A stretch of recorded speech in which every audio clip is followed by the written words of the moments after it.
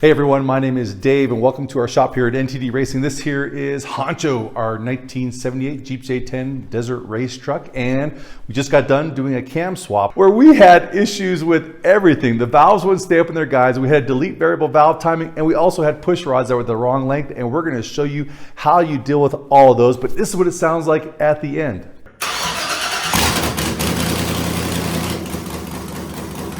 So in this video, we're going to show you everything we do along the way, all the tools we use, torque specs. Let's go ahead and start by pulling the engine and get this cam swap going. So I'm not anyone to tell people how to build stuff, but as I built this truck, I never thought about removing the transmission. In this case, I got to remove the engine and transmission out, and I didn't make it wide enough in any dimension to get a 6L90 transmission out without removing the engine. So I always take those apart together. And I'm in a new shop, I don't have a lift anymore, so it's kind of difficult right now to get the body off. So I end up having to cut basically a tunnel for the engine to come out. I think I'll be able to put that back together, no problem. And then, you know what? If you got kids and you ever expect them to be the kids that wrench on cars, and you got to get them out there in the garage. And my little boy loves helping me out in the garage, especially when he gets to lift about 700 pounds of engine all by himself. With all that being said, let's go ahead and take a look at some of the things that we're going to put into the engine. Okay, if you're interested in any of the things that I'm using in this video, you can find a link in the description below.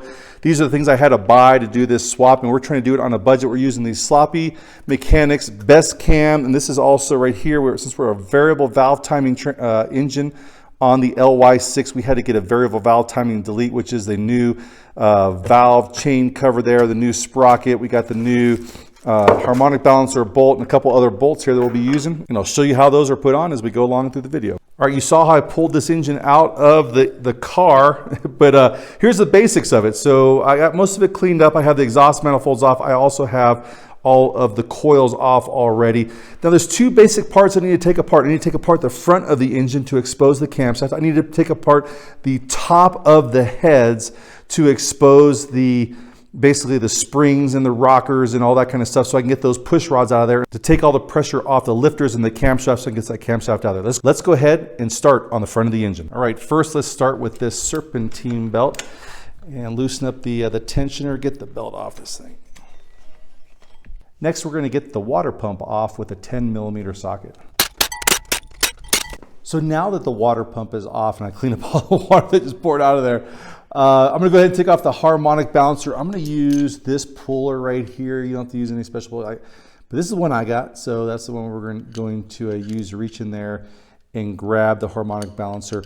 Also, I got to take this bolt off. This is a 22mm bolt. I'll use my impact wrench to get that off. I'm going to leave the bolt in there a little bit, so I'm going to take it out, and I will use that to anchor off this puller, basically to help me pull that thing out. Let's go ahead and get to that. So here's the thing, they sell specific tools for removing harmonic balancers, and I would go buy one, especially if you were planning on doing more than one. I'm able to get it off with this tool, but it is cumbersome. You need like about 6 extra hands. So it just took a little bit more work, but we're able to get it off.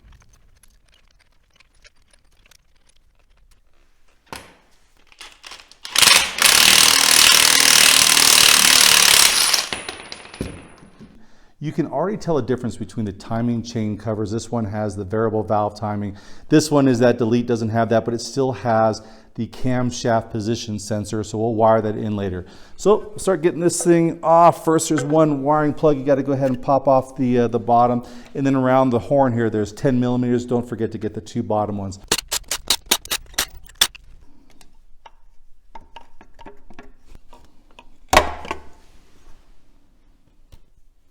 So now that we have the timing chain cover off, you can see the difference between the 2 camshaft sprockets. This is a 3-bolt, and this is the 1 bolt. And I'm going to go ahead and use a 15/16 to go ahead and take that bolt off.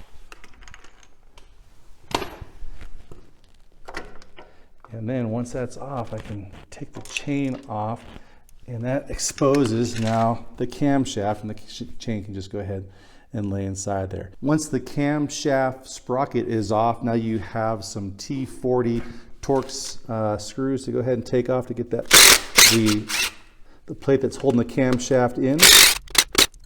All right, and there is the camshaft. So from this perspective, we're ready now to take it out the front. Now we got to deal with the top of the heads. It'll take an 8mm socket for these valve cover bolts. So we may have overheated this engine once or twice, so it's a little bit difficult to get all the seals to break parts loose.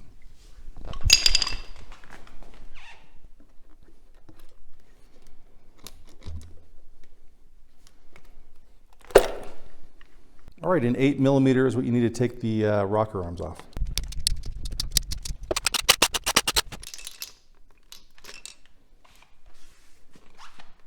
All the push rods can come out now, just be set inside the head.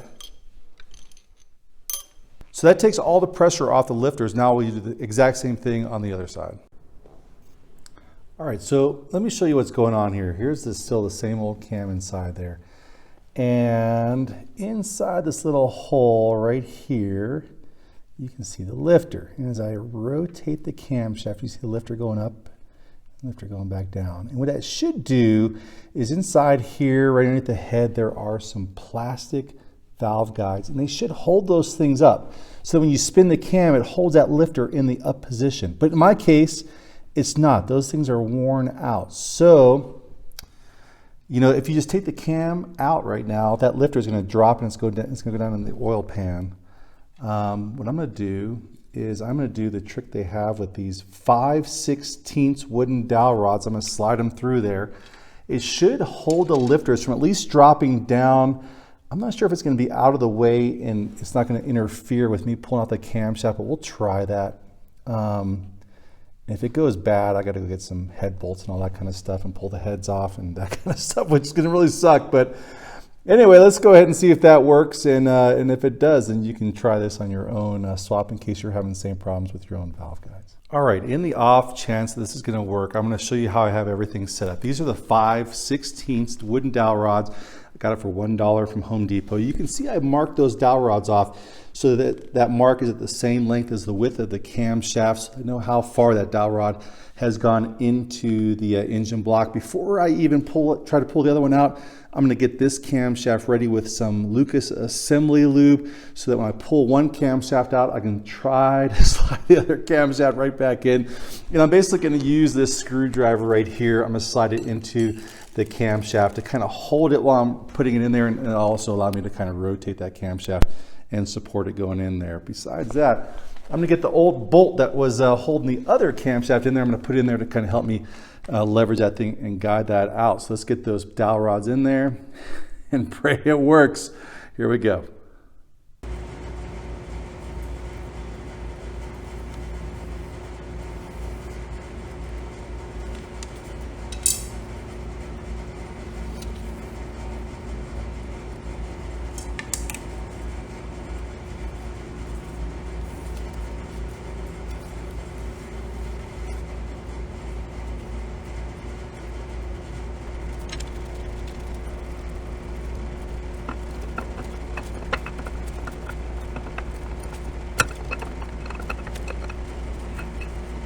All right, I see the lifters in there, but I think I'm gonna clear them all. Oh my gosh, if this works, I'll be so happy.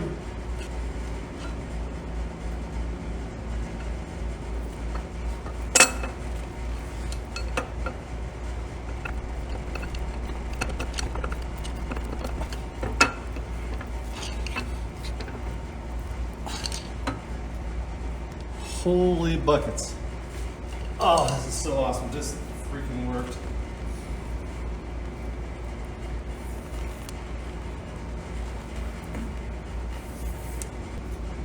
Yep.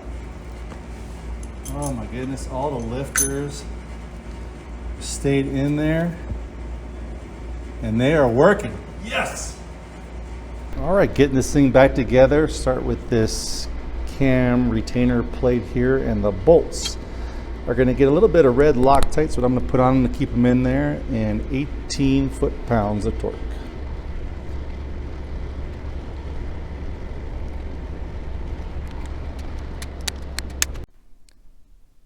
All right, let's talk about lining up the crankshaft sprocket with the camshaft sprocket. So first off, this one was hard to find. You can just see it down here. I've got lined up at the 12 o'clock position, and right there on that sprocket, you see there's that little dimple. That dimple right there, I'm aligning it with this circle right here. Let me know that that is at the 12 o'clock position. And then what that's going to line up with on the camshaft is this little dimple right here, and that's going to be at the 6 o'clock position. Let me show you how I'm going to get this thing on. All right, so the first thing I'm going to try to do is just kind of get the chain out of the way right now. I don't want that to kind of muddle everything up just yet. I got the sprocket. This little pin and this pin should be at about the 3 o'clock position to start this whole thing. And I'm going to try to feed this thing on there and just set it up first over top of the camshaft without actually engaging these teeth of the sprocket, of the chain.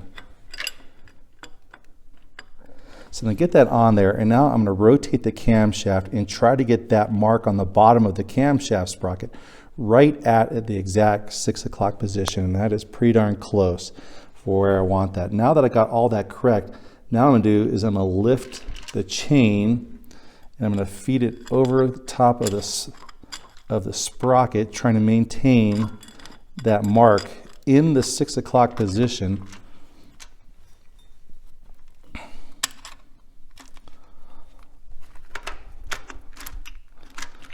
Here, I'm going to keep that mark in the 6 o'clock position as best I can. I'm going to rotate it here. And then now I'm going to put it right back over the camshaft, which should be pretty darn close to where I had left it. All right, the camshaft sprocket bolts get a little bit of Loctite. Again, it's a 10 millimeter and takes 26 foot-pounds of torque on these.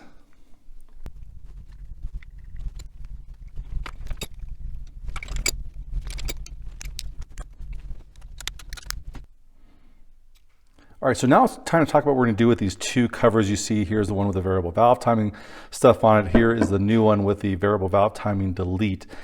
And this is a 4-position plug, and this one over here is a 3. And I got a feeling that what we got here is the variable valve timing going down with a ground, and then one kind of a sensor in there, or a signal wire in there and a ground. And then a ground also splitting off and going to this thing also. So what I want to do is, without having to go and buy new parts and do a whole bunch of different wiring and that kind of stuff, is I'm going to basically assume that the cam position sensors are exactly the same from one to the other. And I'm going to see if I can't just take this one off, modify this cover a little bit, and put it on here and plug it into this cam position sensor, and maybe modify this cover just a little bit, and then just Frankenstein them together. So let's go ahead and take these apart and see what we got.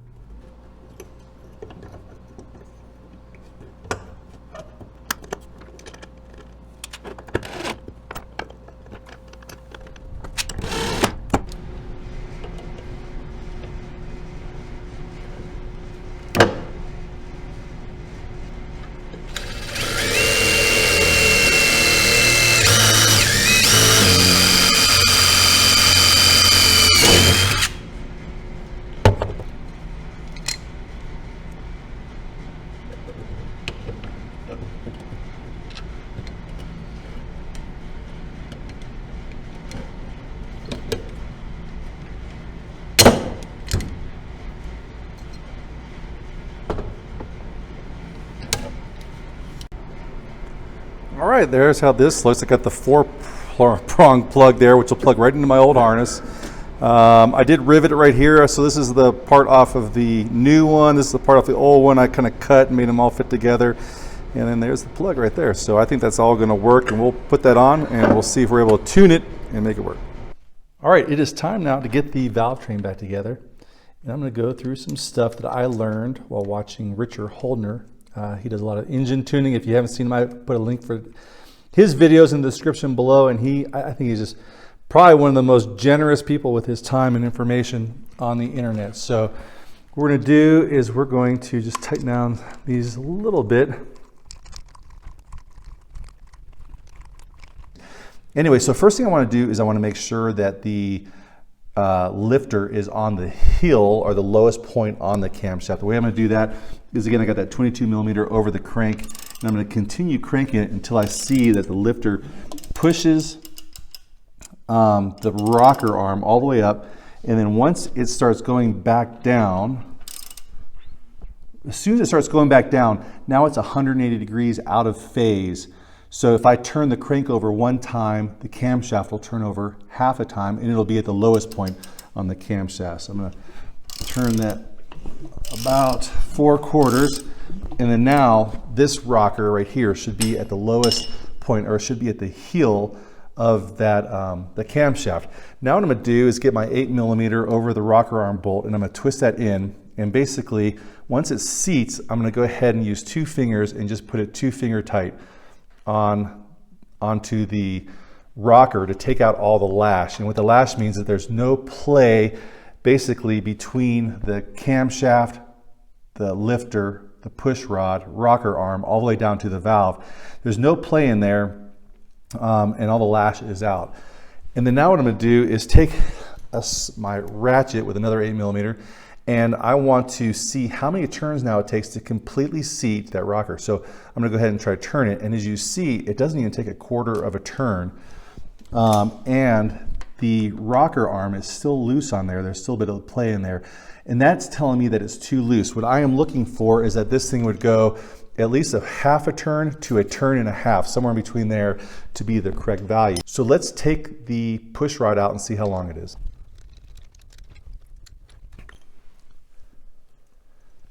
For this, I had to get some extra long calipers. These are in my Amazon store or in the description below. But as I close in on this push rod, which is a stock push rod, we see it is 7.39 inches, and that's about the stock LS push rod length. So if we went up to the next size, that would be about a 7.45 inches. So I have this other handy dandy tool right here, which is a push rod that basically you can extend and shorten to test it before you go and buy push rods. So what I'm going to do is I'm going to put this thing into my caliper, and I'm going to twist it until I see, and I already got it pretty darn close, until I see 7.45 inches on those. Now let's see how a push rod with 7.45 inches would do. I'm going to put it back in there, and I'm going to basically run the same thing, taking out the lash, and see how many turns it takes to tighten this thing down. All right, so it is all the lash is taken out. Now let's count how many turns it takes.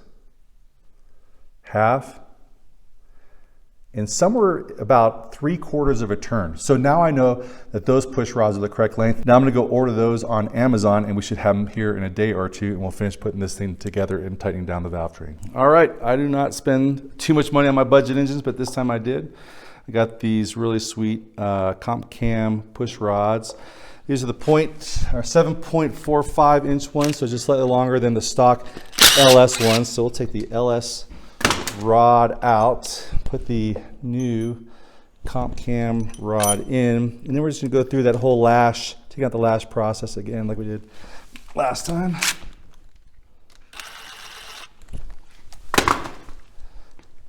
I'm gonna take out all the play. There, all the play is out, and then now we'll get our socket. We're looking for 1/2 to 1.5 turns. So there's a half, there's 1 full turn, and that's it. So that is, those push rods should be a good length. All these go to 22 foot-pounds of torque.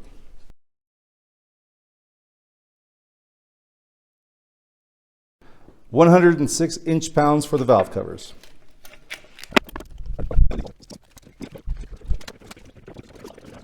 Getting down to the end of this, we got the gasket on there. We're going to go ahead and place the cover on and run the bolts in, but we're just going to leave them loose so this thing can still move around. And then I'm going to let the harmonic balancer locate it in position. So.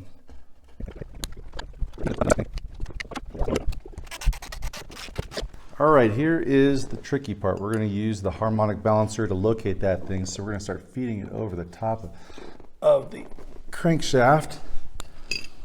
And then you got to have some kind of tool, and this is the old bolt I welded into parts of this harmonic balancer installer that I borrowed from O'Reilly's. I'm not sure if they'll take it back, but that's what I'm going to use. It's got to feed in there, and then you got to press this thing on. You got to at least press it on a little way so you can get the new bolt on there and be able to grab enough threads to press this thing the rest of the way in.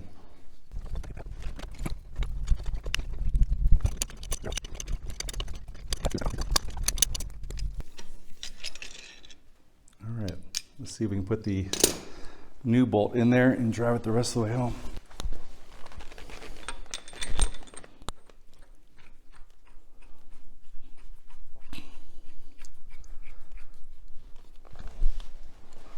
All right, the new bolt is in there. I got about a 1/2 inch of good threads on there. I'm going to use the impact to drive it the rest of the way in. They say to torque it to 240 foot-pounds. I don't have anything that makes 240 foot-pounds.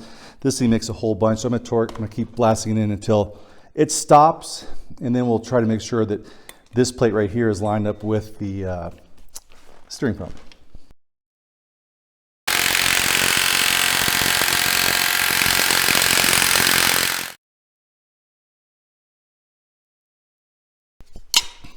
Perfect, both lined up.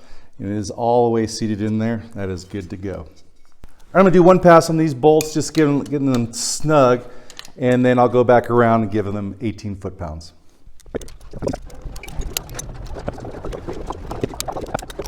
All right, the water pump goes on. 10 millimeter sockets on these. First pass, 11 foot-pounds, the second pass, 22 foot-pounds.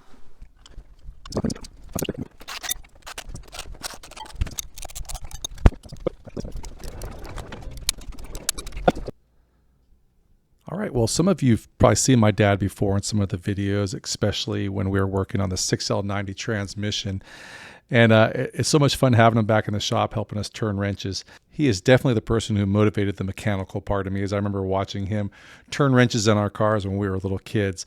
I'm also blessed to have some of my really good buddies here to help me get this engine back in the truck. But now it's time for the real test. How's it going to do when we turn the key? So here we go for the first attempt at a start. Bring the thunder.